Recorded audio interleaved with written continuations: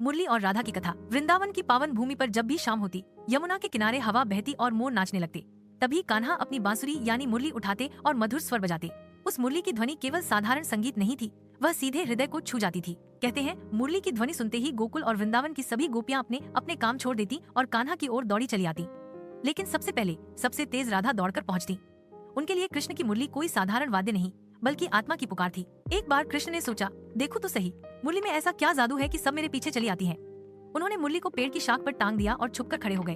थोड़ी देर बाद राधा वहां पहुंची। उन्होंने मुरली को देखा, उसे उठाया और सीने से लगा लिया। उनकी आंखों से आंसू बहने लगे। राधा बोली, हे मुरली, तू कितनी भाग्यशाली है।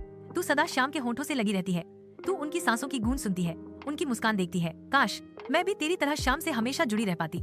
यह सुनकर कृष्ण सामने आ गए। उन्होंने मुस्कुराते हुए कहा, राधे, मुरली तो बाहर से मुझसे जुड़ी है, लेकिन तू तो मेरे हृदय में बसी है। मुरली तो एक साधन है, पर तू मेरी आत्मा है। उस दिन से माना जाने लगा कि मुरली का असली रस राधा के प्रेम में ही है। यही कारण है कि जब भी कृष्ण की मुरली का नाम लिया जाता है, तो राधा का स्मरण अपने आप हो जाता है।